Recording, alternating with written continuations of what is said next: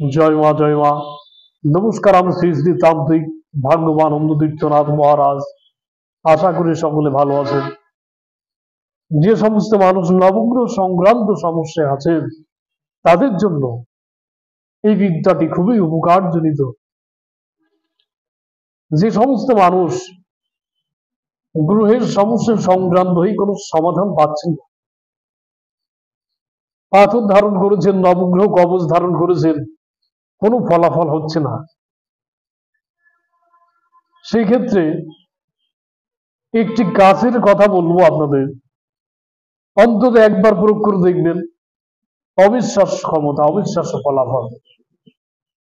যারা নবগ্রহের সমস্যায় কোনো সমাধান খুঁজে পাচ্ছেন না, বা এমনও মানুষ আছে যে তান্ত্রিক বা জ্যোতিষের কাছে গেলে বহু মূল্যবান পাথরের কথা বলছে, পাথর কেনার ক্ষমতা নাই, বা নবগ্রহ কবচ করতে খরচের ব্যাপার আছে, সেই অর্থ খরচ করার ক্ষমতা নাই।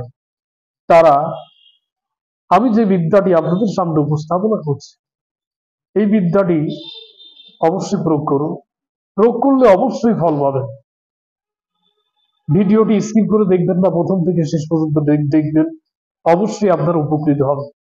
আমি চাই জগতের কল্যাণ করতে, মানুষের যদি উপকার হয় তো আমি নিজেকে ধন্য মনে করব।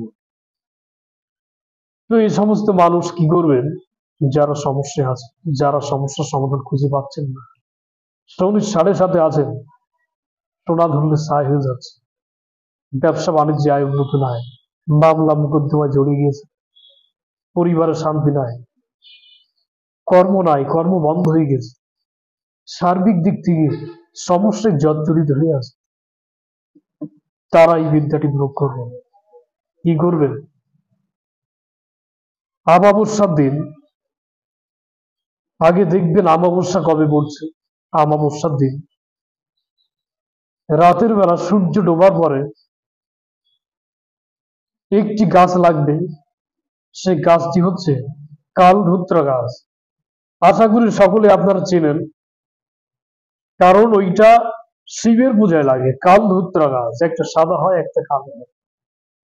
এই কালো গাছটা লাগবে, আগে থেকে সন্ধান করে রাখবেন।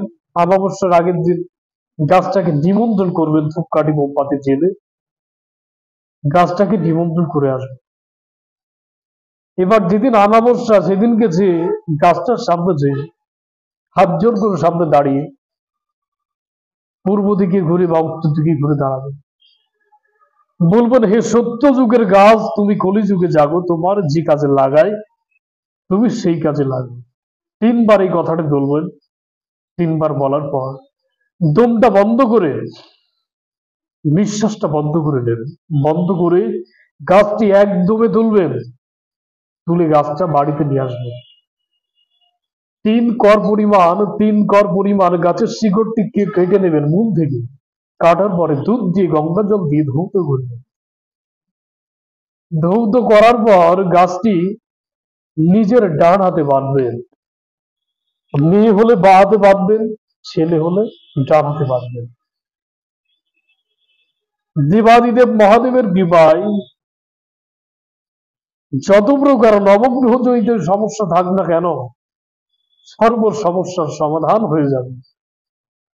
একবার অন্তত এই বিদ্যাটি প্রয়োগ করে দেখুন, সর্ব সমস্যার সমাধান হয়ে যাবে। আমি যে সমস্ত বিদ্যা প্রয়োগ করি, মানুষ যেটা যেটা ব্যবহার করে উপকৃত হয়, সে সমস্ত জিনিসই আপনাদের সামনে উপস্থাপনা করে থাকি আমি। আশা করি সকলে বুঝতে পেরেছেন আমার কথা। যদি কারোর কোনো কিছু বুঝতে অসুবিধা হয়, জানতে চান, অবশ্যই আমার স্ক্রিনে দিয়ে নাম্বারে যোগাযোগ করবেন। কেউ ফোন করতে দ্বিধাবোধ করবেন না। এটা আমার পার্সোনাল নাম্বার, 01812007822। এই নাম্বারে যোগাযোগ করবেন। হোয়াটসঅ্যাপ আছে। তো যে কোনো দেশ থেকে যে কোনো সমস্যার জন্য আমার সাথে যোগাযোগ করতে পারেন। এর পরবর্তীতে আবার একটি নতুন বিদ্যা নিয়ে আপনাদের সান্নিধ্যে হাজির হব। সবাই ভালো থাকবেন, সুন্দর সুস্থভাবে জীবনযাপন করবেন। বম বম শ্রী মহাদেব, দেবের দেব মহাদেব, হরগৌরী সদা শিব মহাদেব, দেবের দেব মহাদেব। বাবার নাম করে ভিডিও সম্পূর্ণ